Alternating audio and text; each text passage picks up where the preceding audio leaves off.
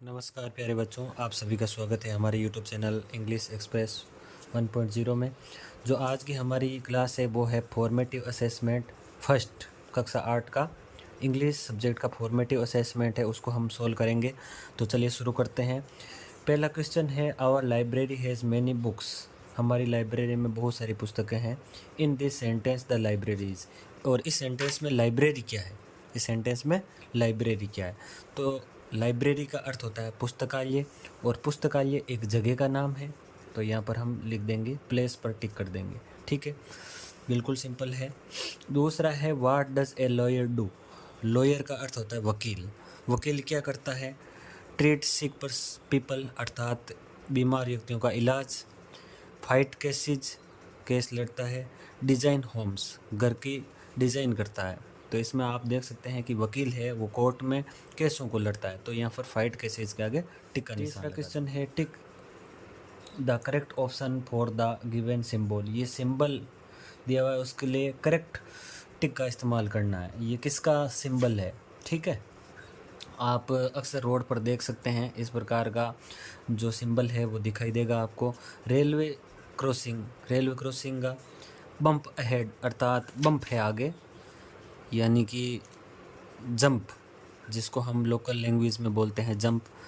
No entry या U turn, हमने पिछले ही क्लास में हमने पढ़ा था कि रेलवे क्रॉसिंग के लिए रेलवे पटरी का होता है, और नो एंट्री के लिए क्रॉस का चिन्ह होता है, यू टर्न के लिए यू। ये बम्प अहेड, आगे बम्प है। चौथा क्वेश्चन है, what command you will give if you want someone's attention. यदि आप किसी का अटेंशन चाहते हो तो आप क्या आदेश दोगे, क्या कमांड करोगे? ठीक है, raise the black board, listen to me, open the door या sit down. Raise the black board, ठीक है, लिसन टू मी, तो इसमें आएगा लिसन टू मी। आप उसे बोलोगे कि अरे सुनो, मेरी बात सुनो। ठीक है, अगला है पांचवा क्वेश्चन है, हम सोल्व कर रहे हैं।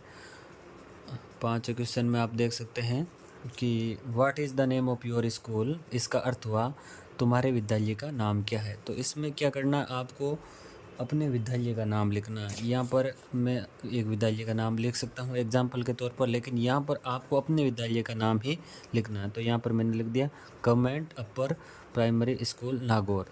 आपका जो विद्यालय का नाम है, आप अपना विद्यालय का नाम लिख सकते हो। ठीक है, मेक 3 सेंटेंस यूजिंग नाउन्स। ये नाउन्स अर्थात संज्ञा का प्रयोग करते हुए 3 सेंटेंस का निर्माण करना है। तो पहला है एनिमल। एक एनिमल का, कोई भी आप एनिमल को नाउन के रूप में यूज़ करके एक सेंटेंस का निर्माण करना है। तो यहाँ पर मैंने डॉग को ले लिया। Dog is a faithful animal, अर्थात कुत्ता एक वफादार जानवर है। आप भी इस प्रकार से आपको एक सेंटेंस लिखना है। तो इसमें एक एनिमल आ गया नाउन के रूप में। ठीक है, अगला है थिंग, अर्थात एक वस्तु। तो यहाँ पर मैंने लिख दिया दिस इज़ ए चेयर, ये एक कुर्सी है। तो इसमें चेयर है वो एक थिंग है, वस्तु है। पर्सन, पर्सन अर्थात व्यक्ति। Ram is a doctor, Ram एक चिकित्सक है। तो इस प्रकार से हम सेंटेंस को लिख दिया। सातवां क्वेश्चन है, व्हाट विल यू से इन द गिवन सिचुएशन। आप इन स्थितियों में क्या बोलेंगे? जब आपका फ्रेंड है, योर फ्रेंड्स हेल्प यू, जब आपका मित्र आपकी मदद करता है तो आप उसे क्या बोलोगे? Thank you. Someone said sorry to you, आपको कोई सॉरी बोलेगा तो आप उसे क्या कर दोगे? फॉरगिव हिम, अर्थात उसे माफ़ कर दोगे। अगला क्वेश्चन है, right 5 words and 5 sentence on the given picture. इस तस्वीर को देख करके क्या करना, आपको 5 सेंटेंस लिखना है। तो इसमें आप देख सकते हो पार्क का सीन है, बहुत सारे बच्चे, तो यहाँ पर चिल्ड्रन लिख दिया। पेड़ हैं तो ट्री लिख दिया। फूल भी है, बगीचा है, फ्लावर्स, और बच्चे फुटबॉल खेल रहे हैं तो फुटबॉल लिख दिया। तो यहाँ पर सबसे पहला जो सेंटेंस बनाया हमने इसके अनुसार बनाया, पार्क के अनुसार। तो दिस इज़ ए पार्क, अर्थात ये एक बगीचा है। ठीक है, समझ में आ रहा होगा, उम्मीद करते हैं। अगला है चिल्ड्रन। ठीक है, तो चिल्ड्रन भी लिख सकते हैं, बॉयज़ भी लिख सकते हैं। 2 बॉयज़ आर प्लेइंग फुटबॉल, 2 लड़के फुटबॉल खेल रहे हैं। यहाँ पर आप देख सकते हो फुटबॉल खेल रहे हैं। और ट्री, तो इसमें आपको वैसे तो बहुत सारे पेड़ है, लेकिन 2 पेड़ है वो आपको बड़े दिखाई दे रहे हैं। तो यहाँ पर लिख सकते हो देयर आर 2 बिग ट्रीज, 2 बड़े पेड़ हैं। चौथा सेंटेंस है फ्लावर्स, तो there are many colourful flowers in the garden. Colourful रंग बिरंगे फ्लावर्स है बगीचे में। तो इस प्रकार से हमने सेंटेंस का निर्माण किया है। उम्मीद करते हैं कि ये जो आपको फॉर्मेटिव असेसमेंट है वो कम्प्लीटली समझ में आया है, और इसी प्रकार के क्लासेस के लिए, वीडियोस के लिए आप हमारे यूट्यूब चैनल पर बने रहें।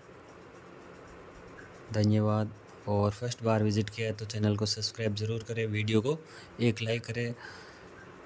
धन्यवाद। जय हिंद।